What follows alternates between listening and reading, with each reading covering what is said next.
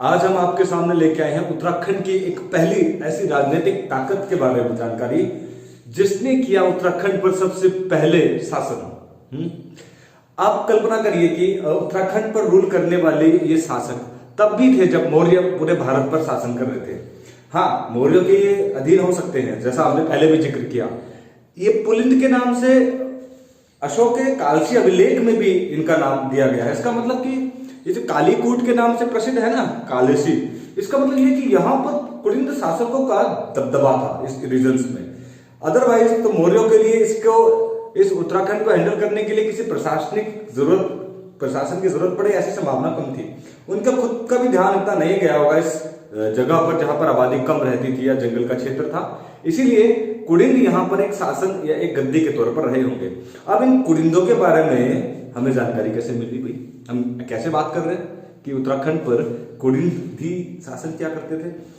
क्या इनकी कोई विशिष्ट जानकारी मिली? नहीं, इनकी तो सिर्फ मुद्राएं मिली, इनके तो सिक्के मिले और उन सिक्कों से हम अनुमान लगाएंगे। हम आपके साथ मिलकर अनुमान लगाएंगे कि कौन थे ये कुलिंद, क्योंकि इतिहास को रटा नहीं जाता, सीखा जाता है। रीजन्स आपको पता होने चाहिए, कौन से रीजन्स कहां पर हैं। बाकी आपको काफी हेल्प मिल जाएगी उत्तराखंड के इस कुलिंद शासन को समझने में। देखिए, सबसे पहले तो इनकी जानकारी साहित्यिक स्रोत में मिलती है। साहित्यिक स्रोत में सबसे प्राचीन हम बात करें तो महाभारत में। अब महाभारत में, क्योंकि महाभारत के काल क्रम का हमें खुद नहीं पता और कुलिंद मुद्राओं में भी कहीं सन नहीं लिखा, तो ये जो है ना, इनकी तिथि क्रम को जानना तो बड़ा डिफिकल्ट है। मगर महाभारत के वन पर्व में ये लिखा है कि कुलिंदों ने इन कुलिंदों ने, ये महाभारत का काल पीरियड 500 बीसी का है, इसीलिए मैंने कुलिंदों का समय दिया है 500 बीसी। हालांकि महाभारत ने अपने से पहले की घटनाक्रम का उल्लेख किया है, मगर मैं ये मान के चलता हूं कि जिस समय पर महाभारत लिखा गया उस समय के राजाओं का वो ज्यादा सच्चाई से अनुमान लगा सकता है। उससे पहले की विशिष्ट जानकारियों में जो दिया है वो भी मैं आपको बताता हूं। मगर 500 बीसी में ये थे, यानी कि जब गौतम बुद्ध और महावीर जैन भारत में बौद्ध और जैन धर्म का प्रचार कर रहे थे, तो भारत उत्तराखंड में तब कुलिंद थे।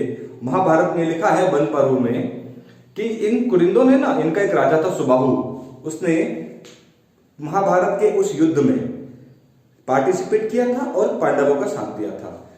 अब मैं इसको लिंक करता हूं कि ये ऋग्वेदिक काल के बाद कैसे इस सच्चाई को प्रदर्शित करते हैं। महाभारत में जब इनका उल्लेख किया गया है वन पर्व में कि इन्होंने पांडवों का साथ दिया था, एक राजा का भी जिक्र है सुबाहु का, साथ ही साथ इनको द्विज कहा गया है। अब द्विज जो ये शब्द है ना, ये आपकी किताबों में मिलेगा कि द्विज कहा गया है। एक्चुअल में अगर आप भारत के इतिहास को भी जानते हैं तो द्विज शब्द इस्तेमाल होता है ब्राह्मण, क्षत्रिय और वैश्य, जो 3 बड़े वर्ग थे ना, उनके लिए। शूद्रों को अगर हटा दिया जाए तो अपर कास्ट को ऋग्वेद में या फिर वैदिक टाइम पीरियड में द्विज कहा जाता था। तो ये तो तथ्य बिल्कुल रियल था कि ये उच्च वर्ण के माने गए थे। अब इन लोगों ने, देखिए, इससे पहले हमने इतिहास में पढ़ा, खसों ने कौरवों का साथ दिया, उनको निम्न जाति का माना गया। कुलिंदों ने साथ दिया राजा सुबाहु ने पांडवों का, तो इनको द्विज कहा गया है। ऐसा ऋग्वैदिक टाइम पीरियड में ये चलता था, उच्च वर्ण को द्विज कहा जाता था। तो ये जानकारी हमें वहां से प्राप्त होती है।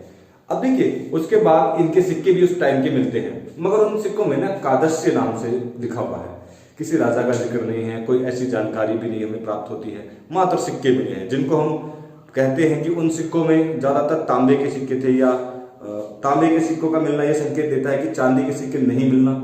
तो ये प्रदर्शित भी करता है कि ये शायद उतनी बड़ी शक्ति ना रहे हों। अपने सिक्के चला रहे हैं तो रूल तो कर रहे हैं अभी, इसका मतलब ये संकेत तो है ना, 500 बीसी से पहले ये रूल किया करते थे यहाँ पर।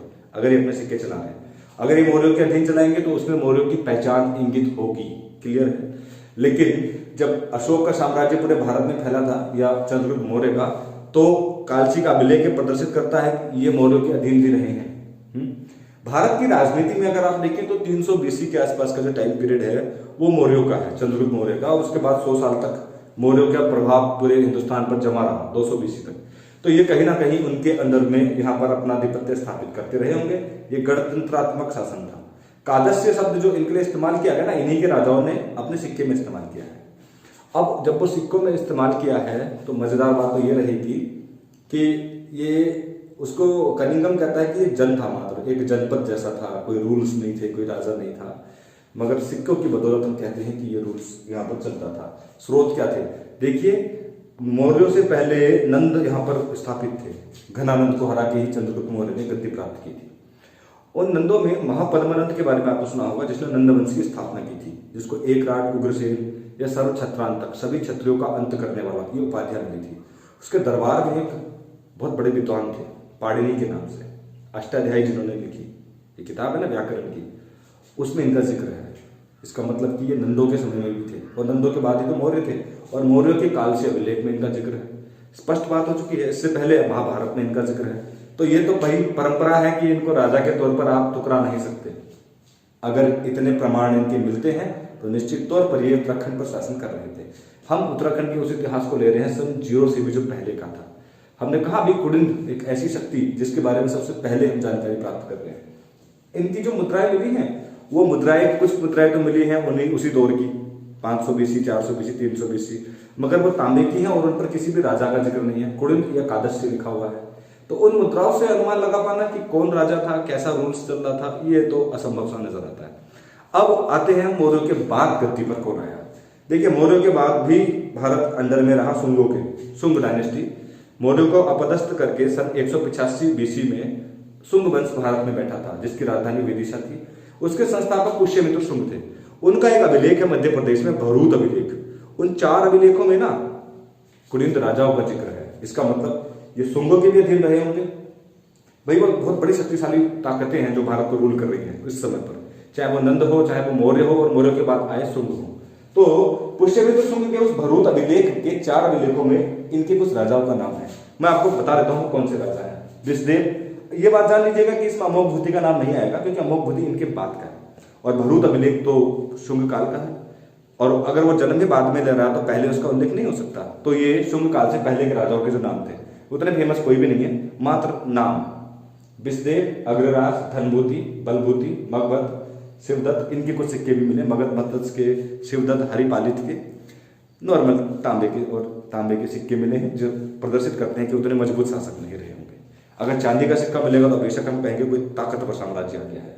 हरिदत्त से पालित छत्तीसगढ़, ये जानकारी हमें मिलती है भरूत अभिलेख से, जो पुष्यमित्र शुंग या शुंग के जमाने का है। और उसके साथ ही एक अभिलेख प्राप्त होता है मथुरा से। चलिए, ये तो एक टाइम पीरियड हमें मिल गया उस दौर का। उसके बाद क्या हुआ भारत में? देखिए, शुंग वंश के बाद भारत में छोटी छोटी शक्तियों ने अपना कब्जा किया। कोई ऐसी ताकतवर शक्ति भारत के केंद्र में नहीं थी जो पूरे इंडिया को रूल कर सके। ऐसे में एक मौका मिला होगा इन कुडिंदों को भी स्वतंत्र शासक बनने का, इंडिपेंडेंट रूलर्स बनने का, क्योंकि उसके बाद आपने देखा कि भारत में लगभग सन 0 से लेकर के सन 50 तक की अवधि का मैं टाइम दे रहा हूँ, -50 से +50 भी, -50 मतलब कि 50 BC से 50 AD, इस 100 साल के दौरान भारत में क्या हुआ, कैसे हुआ, किसी को कोई जानकारी प्राप्त नहीं होती है। मैं भारत के इतिहास से लिंक करके बता रहा हूं आपको। और इन 100 सालों के दौरान भारत केंद्रीय सत्ता के विहीन रहा। ऐसे में उत्तराखंड में स्वतंत्र शक्ति बन गई होगी, मजबूत ताकत बन गए होंगे। और इसके प्रमाण मिलते हैं उन सिक्कों से, जिन सिक्कों की पहचान महाभारत में तो लिखा है कि इनका जो राज्य था वो गंगा द्वार यानी हरिद्वार से हिमालय तक के रीजन में थे। मगर अब टोलेमी नाम का आदमी उसी दौरान भारत में आता है। सन 78 से 140 तक का पीरियड टोलेमी का था। तब भारत में वो कनिष्क का दौर था, कुषाणों का। लेकिन उससे पहले, शुंगों के बाद और कुषाणों से पहले का पीरियड, इन 100 सालों की मैं बात कर रहा हूं। इन 100 सालों में कुडिंद शासकों के सिक्के सतलज नदी पर मिलना, ये क्या संकेत दे रहा है? और चांदी के सिक्के मिलना डबल इम्पैक्टेबल है भाई। ये तो जो शासक तांबे के सिक्के छोटे से लोकल एरिया में किसी के अंडरशिप में दिखा रहे हैं, आज 100 साल के लिए हमें ये नहीं पता कि भारत पर शासन कौन कर रहा है, लेकिन चांदी के सिक्के मिलना बताता है कि भैया कोई तगड़ा राजा यहां पर बैठा हुआ है, तभी ऐसा कर रहा हो। और सिक्के सतलज नदी तक मिल रहे हैं जो हिमाचल में है। शासन मतलब यहां से वहां तक पहुंच चुका है। ये स्वतंत्र शासक है, ये किसी का गुलाम नहीं, ये किसी के अधीन नहीं है। ये अब उन सिक्कों पर किसका नाम लिखा है? उन सिक्कों पर लिखा है रजसह कुडिंदा अमोघभूति। ये अमोघभूति है। अमोघभूति ही इनका सबसे शक्तिशाली शासक है। क्यों? उसके सिक्के चांदी के हैं, बाकियों के जो सिक्के मिले वो तांबे के हैं। संकेत देता है इन 100 सालों के दौरान ही वो आया था, ऐसा टोलेमी ने भी बताया। भैया इनके सिक्के तो, टोलेमी ने बताया ना, इनके सिक्के तो सतलज नदी तक है। और सतलज नदी तक अगर इनके सिक्के हैं तो मान के चलिए ये स्वतंत्र शासक अपने साम्राज्य का विस्तार कर चुका है और भारत में कोई केंद्रीय शक्ति नहीं है। तो अमोघभूति कुडिंद शासकों का वो शासक है जिसने उत्तराखंड पर, एक बड़े रीजन पर रूल किया। उसके सिक्कों में ऐसा नजर आता है। क्लियर है आपको ये चीजें? अमोघवुति के बारे में। अच्छा, अब हम जब आपसे पूछा जाए कि अमोघवुति किस वंश का था, तो कुडिंदो का था। ध्यान से सुनिएगा, सबसे ज्यादा महत्वपूर्ण व्यक्ति वही है और सबसे ज्यादा एग्जाम में पूछा जाने वाला शासक भी वही है, कुडिंदो की तरफ से, याद रखिएगा। उसके बाद भारत में कुषाणों का शासन आया। हो सकता है कि कुषाणों के अब ये अधीन हो गए हों, क्योंकि इसके बाद फिर से सिक्के तांबे के मिलने लगे। तो समझ रहे ना आप चीजों को। भाई कुषाण भी एक बहुत मजबूत शक्तिशाली साम्राज्य था जो भारत पर रूल कर रहा था, विशेष तौर पर उत्तर भारत पर, जिसमें कनिष्क नाम के व्यक्ति को आप जानते भी हैं, जिसने कश्मीर में सिल्क रोड बनाई। हमारे रीजन में उत्तराखंड में कनिष्क और कुषाणों की और शकों की पहचान आज भी है। कटारमल का सूर्य मंदिर हो या कोई भी मंदिर हो, आगे के इसके टाइम पीरियड के बाद आप देखेंगे कि शक और कुषाणों ने उत्तराखंड पर रूल किया।